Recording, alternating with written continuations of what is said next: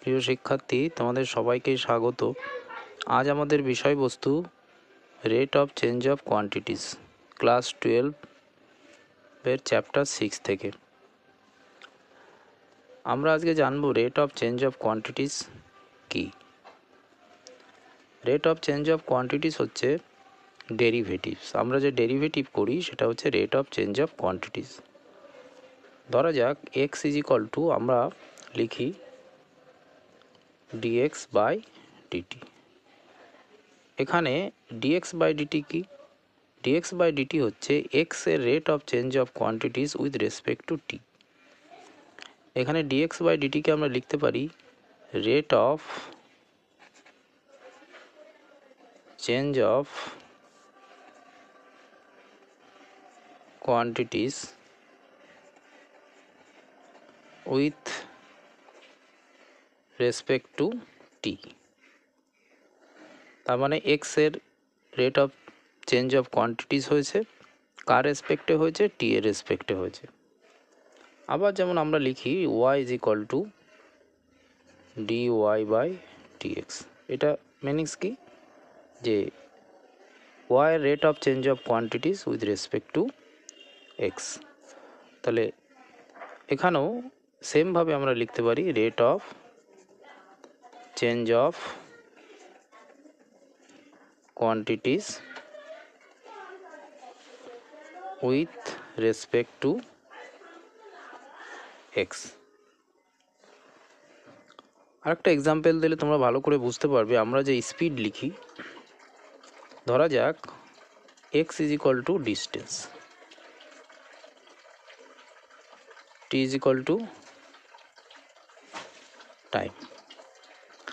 তাহলে এখানে যদি x এর rate of change of quantities আমরা লিখি rate of change of quantities with respect to t, যদি আমরা এখানে লিখি রেট অফ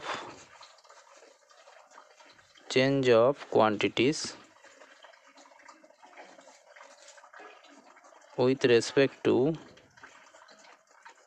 t, তাহলে আমরা কি লিখতে পারি dx বাই dt। এটাকে আমরা কি লিখি? স্পিড লিখি।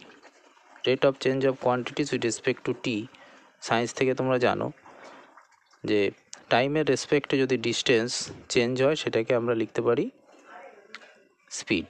সেটার ডেফিনেশন হয় স্পিড। তার মানে স্পিডকে আমরা dx বাই dt লিখতে পারি।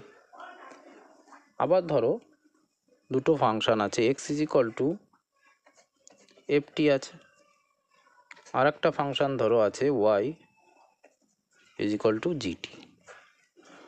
এখানে যদি এটাকে t এর রেসপেক্টে x কে যদি ডেরিভেটিভ করি তাহলে কি হয়? dx by dt is equal to f dash t। আবার t এর রেসপেক্টে যদি y কে ডেরিভেটিভ করি তাহলে কি হয়? dy by dt is equal to g dash t। তাহলে এখান থেকে আমরা যদি dy বাই dx ফাইন্ড করি তাহলে কি হবে?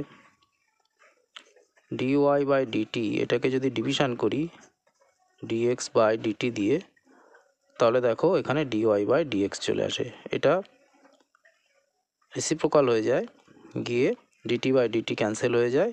তাহলে উপরে থাকে dy বাই dx। এইবার আমরা জানবো যে ডিফারেন্ট টাইপ অফ ফাংশন। ধরা যাক আমরা একটা ফাংশন নিলাম, ফাংশন fx। এই ফাংশনকে আমরা কটা টাইপে ডিভাইড করতে পারি? ইনক্রিজিং ফাংশন, আর একটা আমরা করতে পারি ডিক্রিজিং। এইবার ইনক্রিজিং ফাংশনকে আবার স্ট্রিক্টলি ইনক্রিজিং ফাংশন এবং স্ট্রিক্টলি ডিক্রিজিং ফাংশনে আমরা ডিভাইড করতে পারি। এবার strictly function and strictly increasing function and strictly decreasing function কী জিনিস সেটা আমরা একটু গ্রাফিক্যালি তোমাদের রিপ্রেজেন্ট করি। ধরা যাক আমরা একটা গ্রাফ ড্র করলাম, এক্স অ্যাক্সিস, ওয়াই অ্যাক্সিস।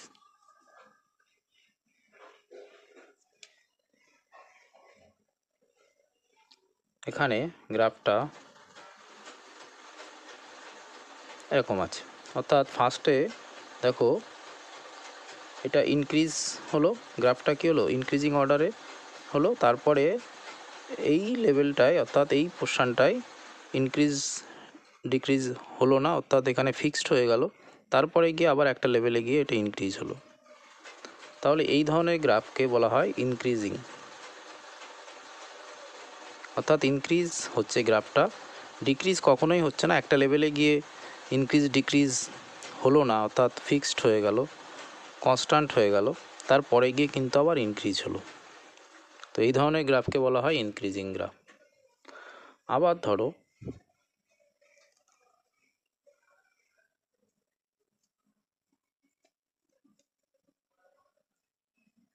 এই ধরো গ্রাফটা, এটা কি রিপ্রেজেন্ট করছে, টোটালটা ইনক্রিজ হচ্ছে গ্রাফটা, কোনো ডিক্রিজিং বা কোনো কনস্ট্যান্ট পোর্শন নেই, অর্থাৎ ফিক্সড হয়ে গেছিলো যেমন আগের গ্রাফটায় দেখেছিলাম আমরা। এখানে টোটালটাই কিন্তু ইনক্রিজ হচ্ছে, কোনো কনস্ট্যান্ট কিছু নেই। তাহলে এটাকে বলা হয় স্ট্রিক্টলি ইনক্রিজ, স্ট্রিক্টলি ইনক্রিজিং। বোঝা গেল? আচ্ছা, এরপরে দেখো আমরা দেখব ডিক্রিজিং ফাংশান। গ্রাফিক্যালি আমি এখানে দেখাই, গ্রাফ ড্র করি।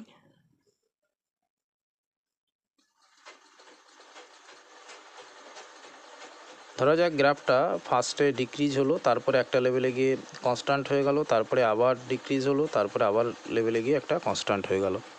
তাহলে এই ধরনের ফাংশানকে বলা হয় ডিক্রিজিং ফাংশান। তাহলে গ্রাফটা দেখো কোনো কন্টিনিউয়াস ওয়েতে কিন্তু ডিক্রিজ হয়নি, একটা ফার্স্ট লেভেলে গিয়ে ডিক্রিজ হলো, তারপরে কনস্ট্যান্ট, তারপরে আবার ডিক্রিজ, তারপরে আবার কনস্ট্যান্ট। তাহলে এই ধরনের গ্রাফকে বলা হয় ডিক্রিজিং ফাংশান। আবার স্ট্রিক্টলি ডিক্রিজিং কোনটাকে বলবো আমরা, গ্রাফিক্যালি দেখাই, ও এক্স ওয়াই। এই ধরো গ্রাফটা টোটালি ডিক্রিজিং হলো, এটা হলো স্ট্রিক্টলি। এখানে দেখো এই গ্রাফে কোনো কনস্ট্যান্ট পোর্শন নেই, টোটালি একদম শুরু থেকে শেষ পর্যন্ত ডিক্রিজিং ওয়েতে হলো। এই ধরনের গ্রাফকে বলা হয় স্ট্রিক্টলি ডিক্রিজিং ফাংশন। ঠিক আছে, কিন্তু আমরা যখন এক্সারসাইজের পোর্শনে করব অঙ্কগুলো, আরেকটা বলে নিই, সেটা হচ্ছে নাইদার ইনক্রিজিং নোয়ার ডিক্রিজিং আরেকটা ফাংশন আছে, সেটা একটু বলে নিই, সেটা গ্রাফটা ড্র করলে বুঝতে পারবে। এরকম, এটা নাইদার